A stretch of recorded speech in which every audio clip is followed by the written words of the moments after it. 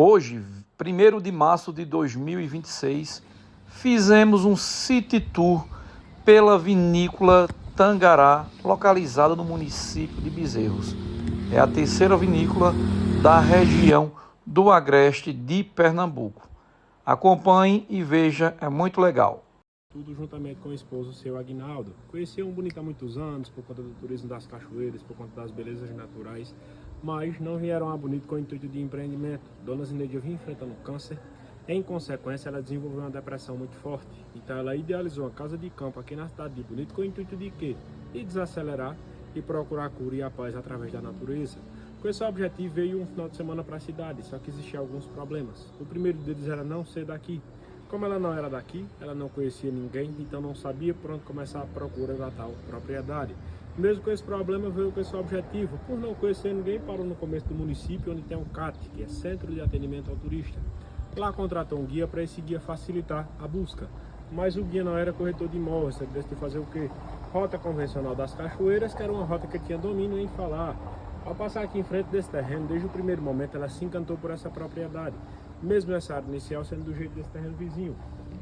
Mato alto, mais de 15 anos abandonado. Então por que ela se encantou por uma propriedade abandonada? Ela queria um terreno com fácil acesso, isso era muito importante, porque no inverno chove muito. Se tivesse um difícil acesso, ia dificultar chegar até a casa, que era o objetivo inicial. E ela queria também uma propriedade com mata próxima, que a gente está no meio de duas reservas ambientais, reserva do Mucuri e reserva da Mata da Chuva. Chamou muita atenção e o bônus era ser próximo da cidade. Mas o guia não sabia de que era essa terra. Só que Deus coloca as pessoas certas na vida da gente no momento certo. Em uma dessas vindas, ela conheceu uma peça muito importante para a compra do terreno. O nome dele é Flávio e ele é peça importante por quê? Ele é natural dessa área aqui de cima de Bonito, por ele ser daqui, ele conhecia todas as pessoas. Conhecendo o antigo dono dessa terra, criou amizade com o Flávio e ele fez a ponte, apresentando o antigo dono ao casal idealizador da compra. Só que aí surgiu outro problema. Uma propriedade que era para ser no máximo 3 hectares com o objetivo de casa de campo, passou a ser 33, por quê? O cara que era dono simplesmente não queria vender essa área inicial e ficar sem Só vendia tudo. Exatamente. Era tudo ou nada. No primeiro momento o casal não queria, porque era uma terra muito grande, mas por ter gostado muito desses fatores que eu citei, Zineide adquiriu a propriedade por completo. Durante o percurso de compra, o antigo dono deu um conselho a ela, que foi qual?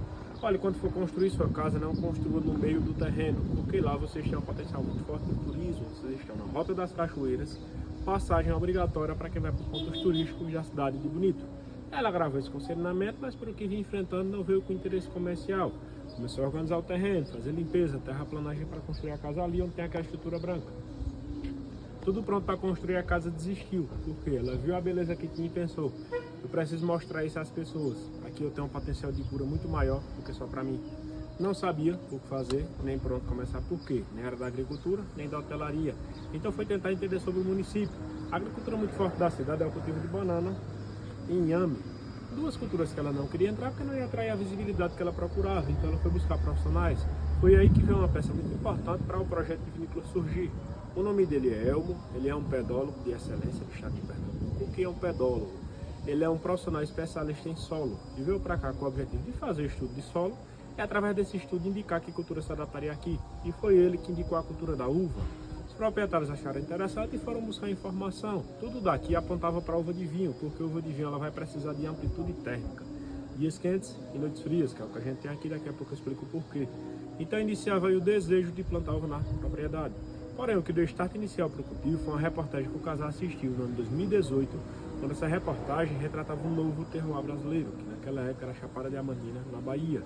Durante a apresentação, o cara que estava conduzindo disse algo que eles acreditaram que foi um conselho de Deus, que foi o quê? Ele falou que ia provar até o final, aquela reportagem, que uva e vinho gostava de local bonito. Desculpa a redundância, mais bonito, é bonito. Então foi aí que no ano de 2018 surgiu o projeto da Vinícola Tangará.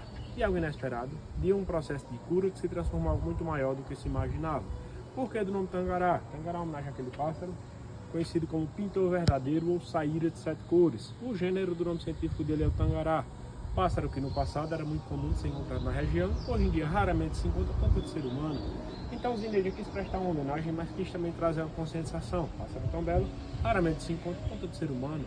Muito visitante que chega aqui nos pergunta por que a escultura do pássaro está voltada para dentro da propriedade. É como as esculturas estarem grandes para a entrada, para recepcionar quem chega. Agora eu vou convidar para vocês entenderem o porquê. Realmente uma desculpa, o gravador principal está aqui à nossa frente. Essa beleza que a gente está apreciando nesse momento é a reserva da Mata da Chuva, a reserva que eu citei agora há pouco. Ela é uma reserva do bioma Mata Atlântica que carrega uma importância muito grande para o nosso terroir. Primeiramente, o que é terroir? Terroir é uma palavra de origem francesa que não tem tradução exata para a nossa língua, mas ela remete a um conjunto de características que vão tornar o vinho único, como por exemplo o relevo, o solo, clima, manejo humano, transformando o vinho a identidade do local. Mata da Chuva dita nosso clima, o próprio nome já diz, chove muito. A média anual de chuva da propriedade é em torno de 2.500 milímetros. Mesmo quando não chove, ela é um grande rio voador. O que é que significa isso? A umidade do ar aqui é sempre acima de 70%, mesmo no verão. A Vinícola Tangará se encontra em um dos pontos mais altos da cidade de Bonito. A gente está aqui em média 800 metros acima do nível do mar, sofrendo uma influência muito grande de quê? Rajada marítima. Esse vento que a gente está sentindo agora é proveniente do litoral, porque nesse raio de cá, em linha reta, aproximadamente 80 km, a gente está no litoral, portanto, ponto alto, basicamente não tem uma barreira para o vento chegar até aqui. Então tem época do ano que o vento dá 60 km por hora, unindo altitude, vento e umidade, temos aquela amplitude térmica distinta que eu citei agora há pouco. Por exemplo, temperaturas durante o dia no verão que vai de 32, 33 graus, que é algo comum para o Nordeste, só que à noite desse mesmo dia a sensação cai para 18, 19, 20 graus, mais 10 graus de amplitude. E no inverno, de forma constante, sensação de 11, 12, temperatura de 15, 16, o que em tese seria muito bom para a uva de vinho. Mas o fato da gente ser pioneiro vai carregar grandes desafios e o principal deles é abrir o caminho. Não existia ninguém fazendo isso no município de Bonito antes da Vinícola Tangará, então não tem quem a gente se espelhar. Zineide brinca que isso aqui é um laboratório a céu aberto, onde a gente vem aprendendo aqui com todos os desafios. Mas vale muito a pena quando tem uma beleza como essa. Aquela parte cinza ali faz parte da propriedade? É onde a gente vai agora, que é a nossa sala de degustação. Ok. Agora a gente vai voltar para a Toyota para entrar na propriedade, começando a ver nossas parreiras mais de próximo. Ok. As parreiras mais de próximo. Em tese, o clima daqui é um clima muito bom para uva de vinho, mas a teoria é diferente da prática. A primeira uva plantada aqui no ano 2019 foi a Cabernet Sauvignon, rainha das uvas tintas. Mas é a que dá mais trabalho para se adaptar e produzir. Por quê? Cabernet Sauvignon é uma uva de maturação tardia, ou seja, ela demora muito a atingir o teor de açúcar mínimo para uma boa vinificação. O que é que acontece aqui? Ou começa a chover, ou a umidade do ar aumenta muito. Aquele fruto que está no pé acumulando açúcar, ele absorve água, dilui o açúcar e naturalmente perde qualidade. Só que uva de vinho nos ensina a ter paciência. Uva de mesa é aquela que consome natura do plantio à colheita na região do Vale do São Francisco, no máximo 1 ano e 3 meses. Uva de vinho, algumas variedades precisam de 3 anos, outras até 7 para se adaptar. Cabernet Sauvignon, exemplo disso. Zineide plantou ela em 2019 e 2021 começou a fazer o teste de vinificação, péssima qualidade, porque não conseguia maturar. Só que ela teve paciência com ela e deixou ela se desenvolver. 2023 para 2024 ela surpreendeu com a microvinificação, algo em torno de 50 garrafas produzidas, que trouxe uma qualidade que a gente não imaginava. Então valeu a pena esperar. Nosso trabalho com ela hoje é entender se isso vai ser uma constante. Temos Isabel, que é a nossa uva de suco. Do lado de lá, daqui a pouco a gente vai passar perto da Malbec, grande coringa desse mundo da vinificação. Por que coringa? Porque se adapta muito bem desde o clima quente e seco do Vale do São Francisco até o clima frio e úmido aqui da Vinícola Tangará. Temos Sauvignon Blanc, uva branca também muito conhecida. Toriga Nacional, uva portuguesa, dificílima de ser trabalhada. Que Zineide trouxe em homenagem a Elmo, que foi o pedólogo que começou esse projeto. E ela tem uma linha de prestar homenagem às pessoas em vida. Quando o Elmo chegou aqui e viu a Toriga plantada, ele se emocionou. Por quê? Uva preferida dele, ele sabe da dificuldade que é trabalhar com ela. Que dificuldade? 5 anos que foi plantada, ela nunca produziu nenhum cacho, porque a genética de desenvolvimento dela é extremamente lenta. Temos uma uva da família Moscato, que é a Moscato Canelli, pequena parcela de Pinot Noir, que é uma das uvas mais elegantes desse mundo da vinificação, que no começo do projeto o pessoal não acreditava que ia se adaptar aqui. Só que Zineide é uma pessoa persistente, Pinot Noir é a uva preferida dela. Ela trouxe uma pequena parcela para a teste, surpreendeu tanto que hoje a gente tem o desejo de aumentar a escala de produção da nossa Pinot. Essa área mais íngreme aqui é a Cabernet Sauvignon, primeira plantada. Essa menorzinha aqui à frente é uma área teste de uma variedade chamada Cabernet Franc, uva rústica de maturação rápida, que deu origem à Cabernet Sauvignon através do melhoramento genético, que Zineide trouxe para tentar entender se ia se adaptar para substituir, mas mostrou que não se adaptou. Então foi extremamente importante testar antes de arrancar e colocar ela. Outra uva diferente presente aqui na propriedade, essa maior parcela do lado de cá. Essa uva é conhecida como Bibiana, Uva híbrida que foi desenvolvida pela Embrapa com o objetivo de quê? De ser cultivada em regiões de clima úmido como o da gente. Por quê? Ela leva no DNA a característica de uvas brancas como a Chardonnay. Uva branca, extremamente conhecida, só que sofre muito nessa região com umidade muito grande com a doença fúngica, chamada podridão de uva madura. Por quê? O cacho da Chardonnay geralmente é pequeno e compactado, ou seja, não tem espaço entre as vagas para o vento tirar a umidade do interior do cacho, formando um melo microclima perfeito para o fungo se desenvolver. Essa uva libiana tem uma porcentagem de uva americana, que serve para quê? Alongamento de cacho maior, naturalmente mais espaço entre as vagas, e o vento, que é uma coisa que a gente tem em abundância, retira com eficiência a umidade do interior do cacho, fazendo a gente produzir sem a utilização de tanto produto químico, que é uma grande aliada. Em Pernambuco, em escala comercial, só quem cultiva essa uva é a gente, por conta desse microclima único. Área nova que, se Deus quiser, ano que vem a gente tem produto dela em prateleira. E desse lado de cá, porta de entrada da Mata da Chuva, esse bioma rico, que nos traz a possibilidade constante de ver inúmeros animais, como por exemplo raposa, coati, papa-mel, que lembra um furão preto muito bonito, várias espécies de pássaro. Quando se tem muita sorte, o próprio pintor verdadeiro a gente consegue ver por aqui, então a gente vê que vale muito a pena preservar. Só que ela traz um grande desafio, chove muito, faz jus ao nome, e por conta desse relevo íngreme, o solo é constantemente lavado, transformando ele pobre em nutrientes e extremamente ácido. Nutrição é fácil da gente resolver através da adubação, mas a acidez impede da planta absorver todo o nutriente que eu disponibilizo para ela. Então ela se desenvolve de forma ainda mais lenta do que o convencional. Só que essa acidez traz algo diferente para o nosso vinho. A gente brinca que no final de tudo vai ter um porquê. Vocês vão entender quando provar. E fora todos esses desafios, a gente também é presenteado com muitas nascentes. Ali à frente vocês vão ver algumas delas. Mas estava frio, estava chovendo, a gente vê essa brotação toda desuniforme. Essa área é a nossa Sauvignon Blanc, uva branca, foi colhida no dia 20 de janeiro. Geralmente a gente colhe aqui até no máximo dia 30 de janeiro por conta da chuva. Fevereiro começa a famosa chuva de verão. Se a uva estiver no pé, ela vai perder qualidade com essa chuva. Então, a tendência agora é envelhecer a folha e ela cair para a planta entrar em repouso. Provavelmente ali por volta de março, final de março, começo de abril, a planta entrou em repouso. Então caiu 100% dessas folhas e fica só realmente o ramo. Quem nunca viu pensa que morreu, só que ela está guardando energia e nutriente para a próxima janela de produção. Então na fase de frio e chuva, que vai de abril a agosto, a planta não se desenvolve. Assim como no sul, a vinícola Tangará só tem uma safra por ano por conta dessa fase de frio. Agora eu vou levar vocês para aquela mesa, para a primeira degustação, que vai ser ao ar livre, para contemplar a paisagem. Podem ficar à vontade que eu vou buscar os vinhos. Conta um pouco sobre a história tanto da vinícola como da personalidade dela. Então vamos começar as apresentações. Apresento para vocês o nosso Ziro. Ziro nada mais é do que zero em francês. Esse é o nosso espumante zero álcool. Foi lançado em dezembro do ano passado com o objetivo de quê? De respeitar as pessoas que fazem a escolha de não ingerir bebida alcoólica. Final de ano o pessoal gosta de brindar. Para não brindar com água, suco ou refrigerante, lançamos um produto específico para isso. Aí tem gente que pergunta, ele vai ser um suco de uva? Não, porque ele carrega uvas viníferas da família Moscatel. Então ele vai carregar uma identidade completamente do que um suco convencional. Vou servir para que vocês entendam o que é que eu estou falando. Esse aqui a gente não faz análise sensorial, é só realmente para vocês aproveitarem com a paisagem.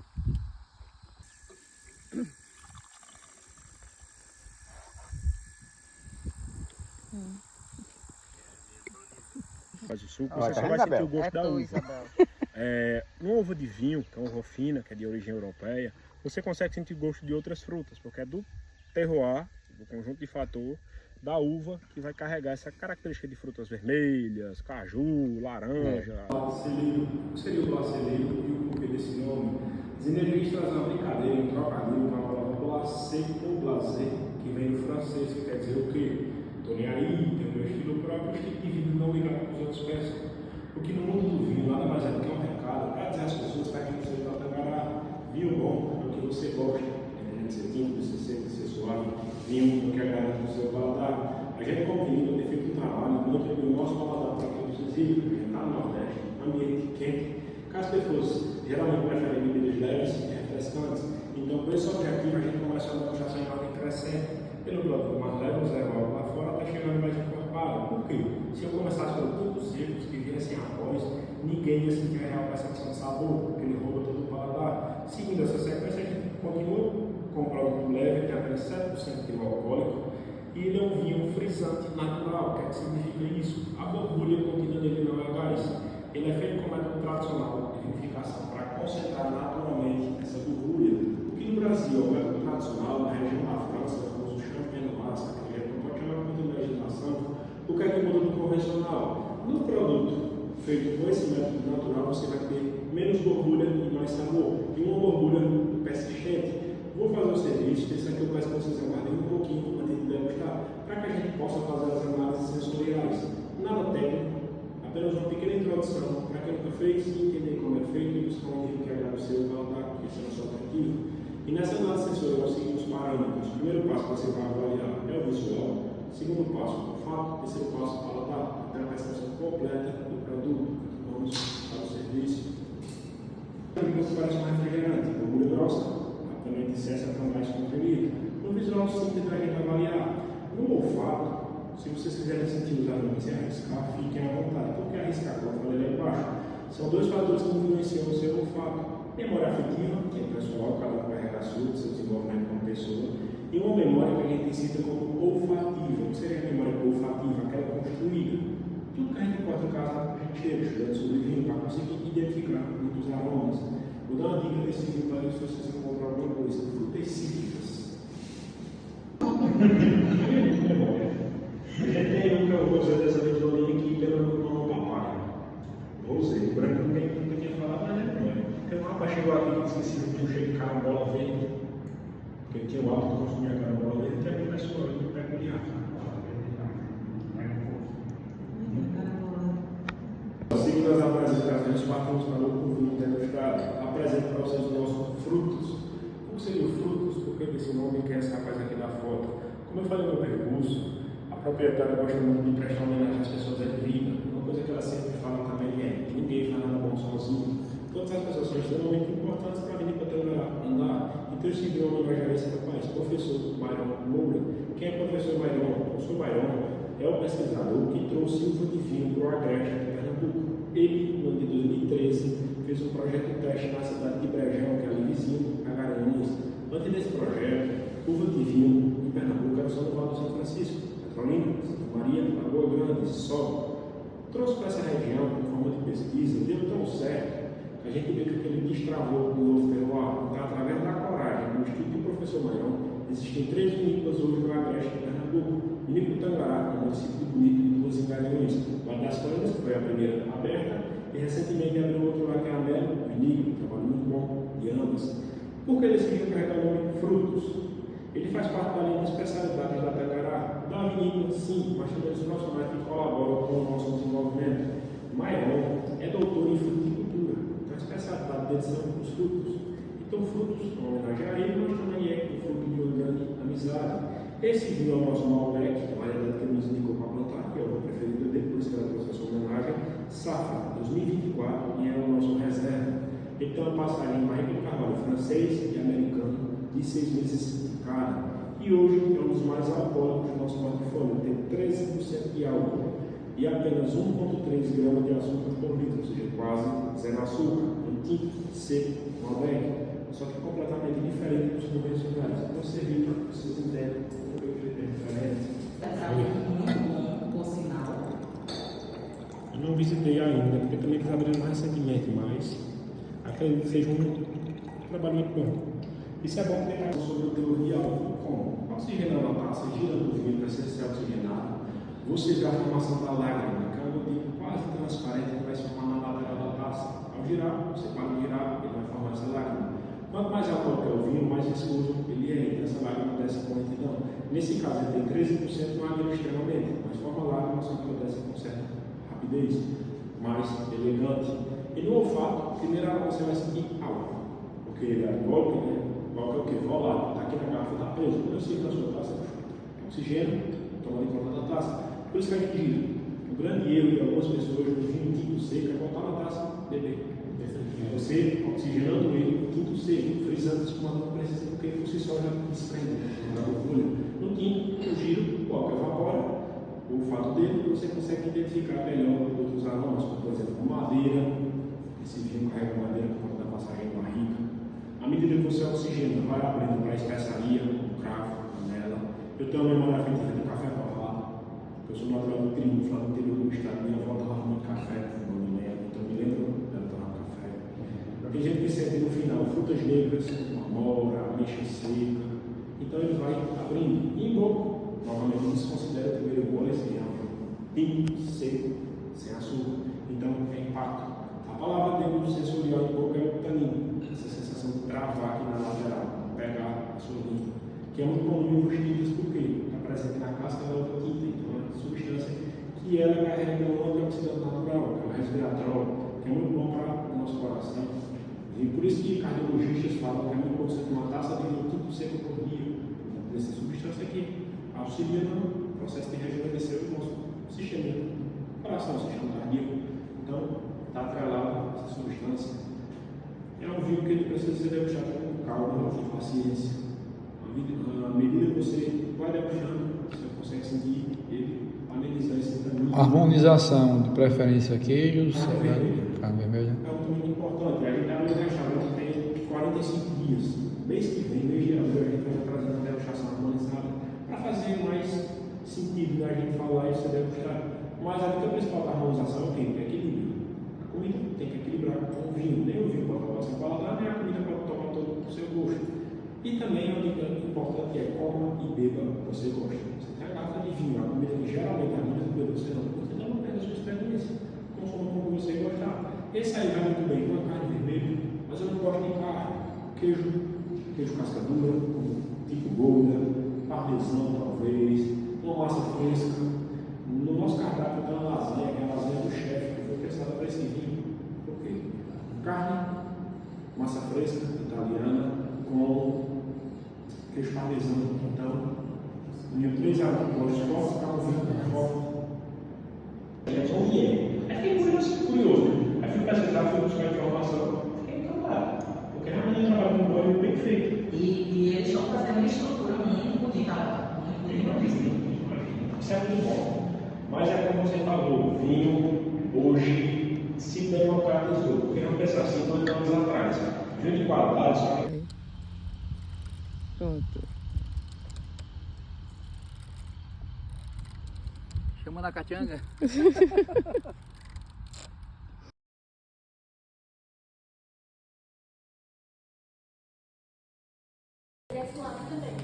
E o final da visita guiada termina, como sempre, na lojinha.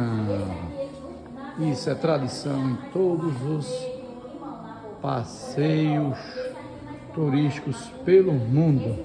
Aqui, ó, o Tangarazinho aqui, ó, tem uns souvenirs, vinhos, cervejinho, se quiser tomar cerveja de vinho, aqui, ó, frutos, né, e as opções que nós utilizamos. É isso aí, pessoal. Tchau, tchau, bye bye, Vinícola Tangará. E vamos comprar uns desses aqui.